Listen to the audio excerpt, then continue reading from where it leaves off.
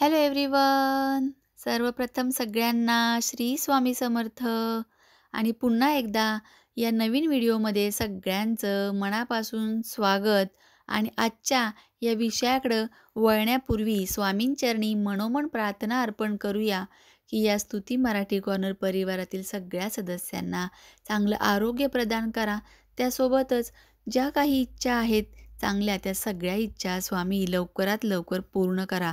ही इच्छा स्वामींचरणी मनोमन अर्पण करून आजच्या आपल्या विषयाकडे वळते. कारण जी एकादशी आहे आत्ता शनिवारी, त्या एकादशीला षटतिला एकादशी असं म्हणतात. हा शुभ संयोग आहे. तिळाचा एक उपाय सांगणार आहे तुम्हाला मी. तिळाचा असा उपयोग केल्यामुळे अनेक इच्छा तुमच्या पूर्ण होतील. चला तर मग बघूया आजचा आपला विषय असणार आहे, जो षटतिला एकादशी या नावाने या कृष्ण पक्षातील एकादश ही ओळखली जाते. या पौष महिन्यामध्ये जी एकादश येते तिला तिळाच्या दानाचे खूप महत्त्व आहे. म्हणूनच या एकादशीच्या दिवशी अनेक ग्रहांचा शुभ संयोग देखील जुळून आलेला आहे. षटतिला एकादशीच्या दिवशी भगवान विष्णूंची पूजा तिळाचा वापर करूनच करायची आहे.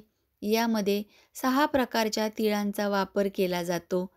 हे जाणून घेऊया काय आहे ते आणि कोणते शुभ संयोग होणार आहेत. तर पौष महिन्यातील कृष्ण पक्षातील एकादशी तिथीला षटतिला एकादशी म्हणतात असं मी तुम्हाला सांगितलं.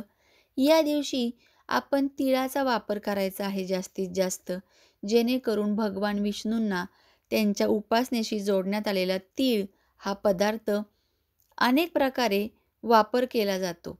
मग यामध्ये काय केलं जातं तर तिळाने स्नान करायचं, तिळाचे हवन करणे, तिळाचे दान करणे, तीळ असलेले अन्न खाणे आणि तीळ मिसळलेले पाणी पिणे आणि देवाला तिळाचाच अभिषेक करणे आणि देवाचा जो दिवा आपण लावतो त्यामध्ये देखील तीळ तुम्ही चिमूटभर टाकायचे आहे त्या दिव्यामध्ये आणि मग दिवा प्रज्वलित करायचा आहे.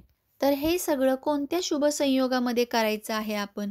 दिवसभर एकादशी आहे. सकाळी तुम्ही जो आहे तुमची नियमित देवपूजा वगैरे आज लवकर करायची आहे आणि ही देवपूजा करताना तुम्ही पाण्यामध्ये थोडीशी हळद मिक्स करायची आहे.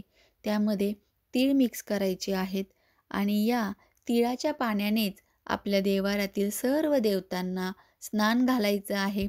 त्यानंतर विधिवत स्नान घातल्यानंतर तुम्ही केसराचा किंवा अष्टगंधाचा तिलक लावायचा आहे आणि हा तिलक लावल्यानंतर त्या ओल्या अष्टगंधावरती तुम्ही तिळाचा तिलक लावायचा आहे. म्हणजे तीळ असे चिटकवायचे आहेत.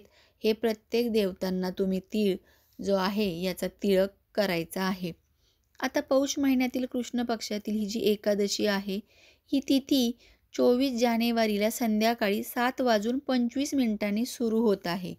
25 तारखेला जानेवारीला रात्री 8:31 ही एकादशीची तिथी असणार आहे. म्हणूनच 25 जानेवारीला षटतिला एकादशीचे व्रत केले जाईल. या दिवशी चंद्र आणि मंगळाचा शुभ संयोग असा जुळून आलेला दिसत आहे. तसेच या दिवशी उत्तराषाढा नक्षत्र ध्रुव योग जुळून येत आहे. या शुभ योगात जर आपण दान केले तर अनेक पटीने पुण्यफल हे नक्की प्राप्त होते. त्यामुळेच एकादशीला तिळाचे खूप महत्त्व आहे. तीळ देखील तुम्ही अन्य प्रकारे दान करू शकता. तर षटतिला एकादशीला महत्त्व जे आहे ते पौराणिक कथांशी देखील जोडण्यात आलेले आहे. तर काय झालं, एकदा हिरण्यकश्यपने भक्त प्रल्हादावर केलेल्या अत्याचारामुळे भगवान विष्णू क्रोधित झाले. त्यांच्या क्रोधाच्या घामामुळे पृथ्वीवर तिळाचा जन्म झाला असे म्हटले जाते. त्यामुळेच हिंदू धर्मामध्ये तीळ पवित्र मानण्यात आलेले आहे. षटतिला एकादशीला तिचे विशेष करून खास महत्त्व आहे. तर असं मी तुम्हाला यामागे सांगितलं की तिळाची कशा प्रकारे निर्मिती आहे, जे शास्त्रामध्ये आपल्याला सांगण्यात येतं. अनेक पुराण कथा जो आहे त्याच्यामध्ये हे सार आपल्याला मिळते. त्यामुळे अनेक प्रकारे तिळाचे उपयोग देखील आपण करायचे आहे आजच्या दिवशी. या दिवशी तिळाचे 6 प्रकारे उपयोग करू शकतो. तीळ पाण्यात मिसळून त्याने आपण स्वतः स्नान करायचे आहे. देवतांना स्नान घालायचे आहे मी ज्या प्रकारे सांगितलं. तिळाच्या तेलाने मसाज करायचा आहे आजच्या दिवशी. याशिवाय तिळाच्या तेलाने जे आहे तो दिवा जो आहे देवाजवळचा तो तुम्ही प्रज्वलित करायचा आहे. तिळाचेच हवन या दिवशी जरूर करायचे आहे. कापुरावरती 2 लवंगा ठेवून तुम्ही तीळ जरी हवन म्हणून स्वाहा केले विष्णुदेवांच्या नावाने तरी चालणार आहे. विष्णुदेवतांचा मंत्र घ्यायचा आहे. ओम नमो नारायणाय नमः किंवा ओम नमो भगवते वासुदेवाय नमः स्वाहा असं करून स्वाहाकार करून तिळाचे तुम्ही हवन करायचे आहे घरच्या घरी अगदी छोटंसं कापूर आणि लवंगांनी. तिळात मिसळलेल्या पाण्याचे सेवन करायचं आहे. यानंतर तिळाचे दान हे अवश्य करायचे आहे. तिळापासून बनवलेल्या पदार्थांचे सेवन करू शकतो आजच्या दिवशी आपण. तिळाचे लाडू वगैरे बनवून दान करायचे आहेत. अशा प्रकारे तिळाचा जर आपण सगळ्या आपल्या गोष्टींमध्ये दिवसभरामध्ये समावेश केला, तर विष्णू देवतांची कृपा खास करून प्राप्त होते. तसेच अनेक पापांपासून आपल्याला विष्णुदेव मुक्त करतात. याशिवाय आपले जे काही प्रॉब्लेम्स आहेत, अडचणी आहेत, त्या तुम्ही एका कागदावरती ग्रीन पेनने किंवा पिवळ्या पेनाने जे चमकीचे पेन असतात, तर त्याच्याने आपली इच्छा लिहायची आहे आणि ही आपल्या बाळकृष्णाच्या किंवा विठ्ठलाच्या मूर्तीसमोर देवघरात ठेवली तरी चालणार आहे.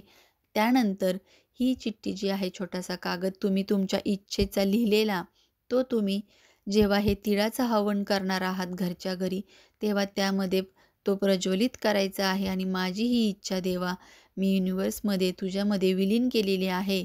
तर माझी ही इच्छा पूर्ण कर आणि यामध्ये येणारे अडथळे दूर कर, अशी मनोमन प्रार्थना करायची आहे. जोपर्यंत तो कागद जळत आहे, जोपर्यंत ते हवन चालू आहे, कापूर वगैरे जो आहे तो पेटलेला चालू आहे तोपर्यंत. आणि त्यानंतर एक माळ तुम्ही विष्णू गायत्री मंत्राची जरूर करायची आहे. दिवसभरामध्ये कधीही करू शकता. विष्णू गायत्री मंत्राची एक माळ ही जरूर म्हणायची आहे. स्वतः नसेल येत तर मोबाईलवरती लावून तुम्ही इकडे जपमाळेने जप करू शकता. अशा प्रकारे अतिशय साध्या आणि सोप्या पद्धतीने षटतिला एकादशीला जो तिळाचा उपयोग करायचा आहे आणि तिळाचा जो जो भक्त आजच्या दिवशी उपयोग करतो, दान करतो, त्याला स्वतः भगवान विष्णू कोणत्या ना कोणत्या तरी रूपामध्ये दर्शन देतात. काही ना काहीतरी अनुभव हा जरूर देतात. त्यामुळेच आपण सर्वांनीच मनोभावे विष्णू देवतांना तीळ अर्पण करायचे आहेत. तिळाचा तिलक लावायचा आहे. अनेक ठिकाणी तर तिळगुळाचे बनवलेले लाडू जे असतात त्याचा हार पूर्ण बनवून विठ्ठलाच्या मंदिरामध्ये अर्पण करतात बरेच भक्त. जेणेकरून आपल्या भगवंताला तिळाचा हार अर्पण केल्याचं जे आहे त्यांना समाधान मिळतं आणि काही अंशी हा जो हार आहे अर्पण केल्यानंतर तोच प्रसाद म्हणून अनेक भक्तांमध्ये वाटले जातो. तिथले पुजारी वाटतात. तर अशा प्रकारे दानाचं देखील महत्त्व होतं आणि भगवंताला तीळ अर्पण केलेलं महत्त्व प्राप्त होतं. जर तुम्हाला अशी संधी मिळाली तुमच्या जवळपासच्या मंदिरामध्ये, तर जरूर तुम्ही तिळाने जे आहे बनवलेले तीळ असे लावलेले असतात आणि गुळाचे असे छोटे वड्या मिळतात. तर त्याचाच हार आपल्याला अर्पण करायचा आहे. मग तुम्ही 11, 51, 108 असा हार अर्पण करू शकता बनवून. त्यामध्ये तुळशीपत्र जरूर लावा. तुळशीपत्र हे भगवंताला अतिशय प्रिय आहे. तर या प्रकारे षटतिला एकादशी जरूर साजरी करा. आणि विषय आजचा व्हिडिओ आवडला असेल तर लाईक करायला विसरू नका. सोबतचं बेल बटन देखील प्रेस करा. जेणेकरून अशाच नवनवीन माहितींचं नोटिफिकेशन तुमच्यापर्यंत पोहोचेल. आणि आपल्या चॅनलला अजून तुम्ही सबस्क्राईब केलं नसेल तर सबस्क्राईब केल्याशिवाय जाऊ नका. जे जे माझे परिवारातील सदस्य आहे त्यांना खास करून माझ्याकडून पुन्हा एकदा षटतिला एकादशीच्या शुभेच्छा आणि श्री स्वामी समर्थ.